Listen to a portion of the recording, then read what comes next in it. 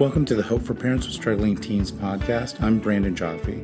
Join us as we explore relationship and mental health issues by weeding out the trends in the mental health industry to uncover what truly works in improving our emotional well-being and relationships. At Inspired Resolutions Counseling, we specialize in providing interventions and resources for families with teens, focusing on topics such as teen mental health, parenting challenges, and family dynamics. All right, welcome back to Hope for Parents with Struggling Teens. I'm Brandon, a licensed therapist, and I come across hundreds of parents constantly who are at the end of their rope. They're exhausted, they're heartbroken, they are wondering why isn't anything working. And so for today's episode, this is for parents who've tried everything. I've talked about this several other times. I'm going in a little bit different direction than I normally go. When talking, reasoning, meditating, wording, punishing, and a whole bunch of other things, when nothing sticks, just know that you are not alone. Most likely it's not because you're some failure as a parent. You know, the truth is, reason that nothing works or is working, it might be that you're trying too hard. I know that sounds kind of wild, but you might be trying too hard to fix things that you can't fix, that aren't yours to fix. And so hopefully you'll bear with me as we kind of unpack that a little bit. And we're going to use, for the purposes of making a point, we're going to use a fictional client named James, okay? And James is a committed father of two, and he is in a marriage navigating co-parenting. It's a little bit difficult, but he has a teenager that is just completely impulsive, and things are getting bad. And, you know, James came to session with a list of everything that he has tried with his son to get a handle on the problem. And this scenario takes place constantly in my therapy room. And on these lists, I'll hear morning meditations. I hear breathing exercises. And that's always after they've gone to some sort of a life coach or therapist. And they'll list calm conversations during crisis moments, right? Where they used to yell and now they're trying to be really calm, and using I statements, using reward systems, trying punishments, trying to use reason, asking other adults to talk to their child. There's one thing that is the same with everything on these lists, and that's that they don't work, and they didn't work, and they haven't been working. And so why aren't they working? Well, in this case, it's because his son didn't believe that he had a problem. And that's huge. And that's the part we often miss as parents. You can't solve a problem someone doesn't believe actually exists. No matter what your strategy is, no matter how thoughtful you're being, no matter what amazing book you read, it's all going to bounce off because the denial in the child, it's like wearing a raincoat. It's just going to shed every strategy you have. And so in this session, we eliminated everything that wasn't working. Literally, I had him write it out, and we went down the list and crossed it off if it wasn't working. And we got really honest. And this process is so hard for parents because there's signs that maybe something's working, but at the end of the day, it wasn't working. The child's a mess. The family's in chaos. When we got to the end of the list, I asked James, I said, well, what's left? He said, silence. Basically, nothing. I said, so a hole. Yeah. You're left with kind of a void. In my opinion, that's where the real work with this father and many fathers and mothers, that's where it begins. That's where it began.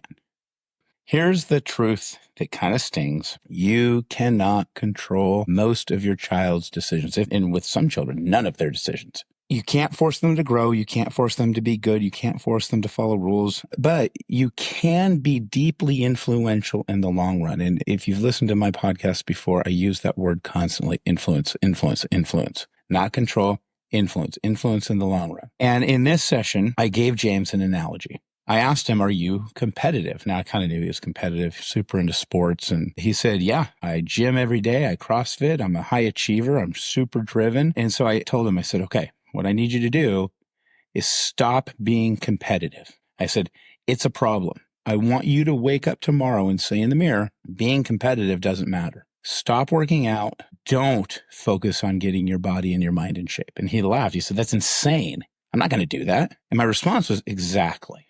as wild as it sounds, that's what it feels like for a teen who doesn't think impulsivity is a problem, who doesn't believe or see what you're seeing in them.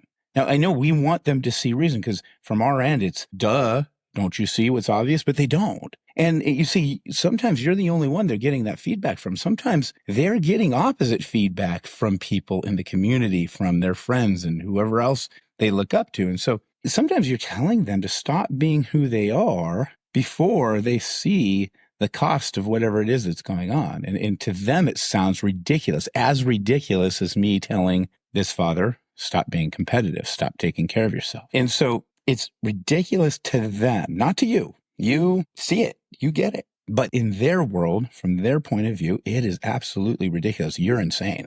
What do we do? Well, we kind of do the opposite of what you want to do. We stop pushing, we stop forcing, we let go of control so that we can step into relational influence instead. And I'm going to be blunt. Look, parents hate this next part. You must accept the void.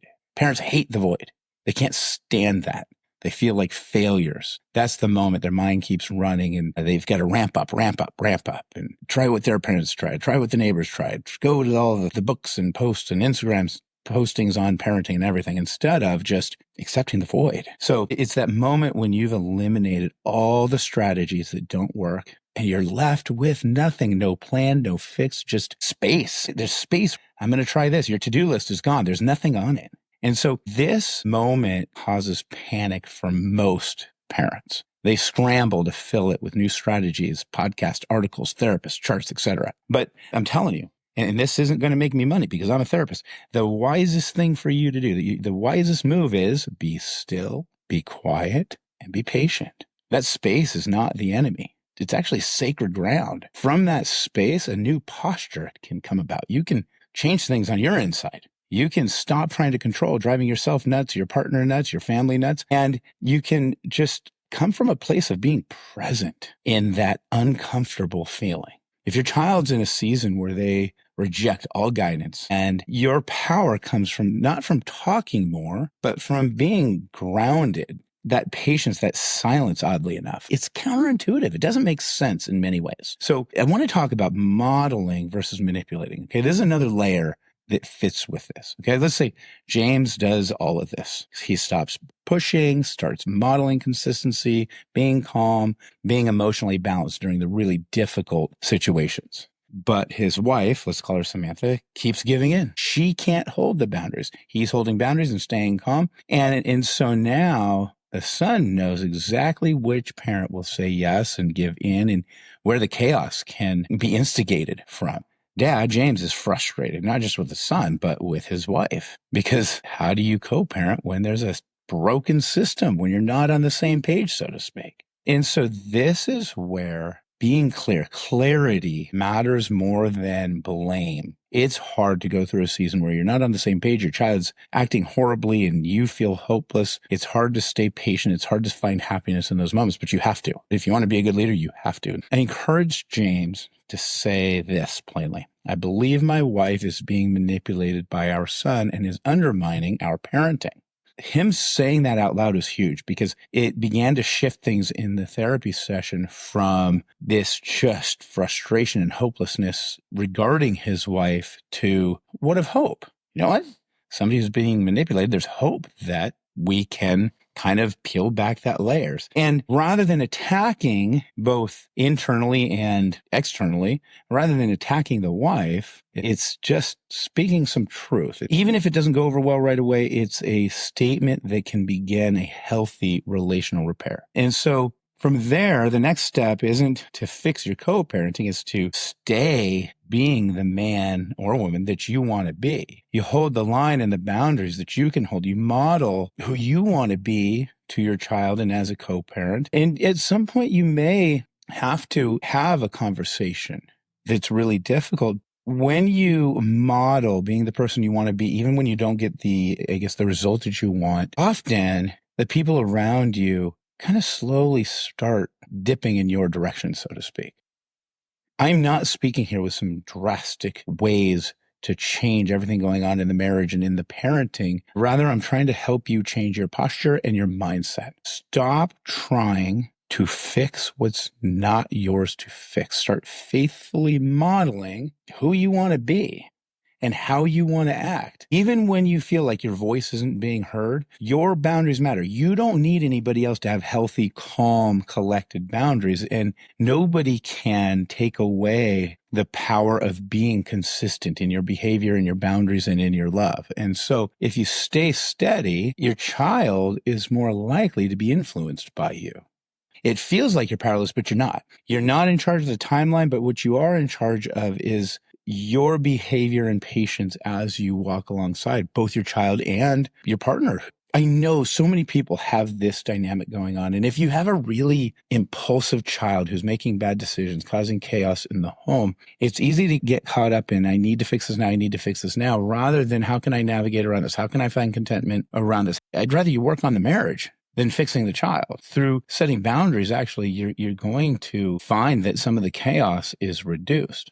If this is at all hitting home for you, what I want anybody who's listening to this to do is write your elimination list. I think it's a powerful list to make. Get brutally honest. What are you working that just isn't working anymore or never did work? And then really sit with that void and that hole. Just sit with it. Let that discomfort just kind of seep into you. And I think what will happen is it'll lead you to finding ways to be okay and to be in a relationship, even if you don't fix the problem that seems to be right in front of you. And so just sit with that discomfort. And if you're walking through this with a spouse and you feel unheard or you feel stuck in therapy, or if you're somebody who's walking alongside a spouse who is not responding in a way that's giving you hope, really focus on connecting with them anyways. It's not the end of the road. It's not the end all be all. Your entire relationship and marriage cannot be defined by difficult parenting seasons.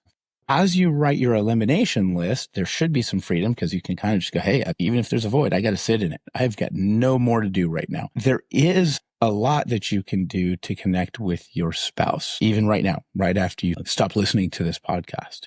Hopefully, something I've said today stuck out with you.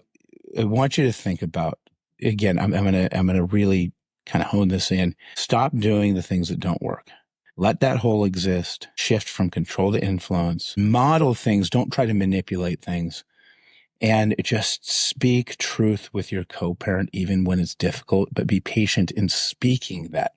Right now, I hope you find hope in this, and I hope you take that next step. And I hope after listening to this, you reach out to your spouse if you're at odds with them and speak some truth that is encouraging and loving. The Hope for Parents with Struggling Teens podcast is an Inspired Resolutions production. Hosted by Brandon Jaffe. Edited and mixed by Natalie Atkinson. Music by Natalie and Sean Atkinson. Inspired Resolutions Counseling is based in Yorba Linda, California. Whether you're interested in joining our group, seeking therapy services, or exploring more of our resources, you can find us on our website, Instagram, Facebook, or YouTube at Inspired Resolutions Counseling.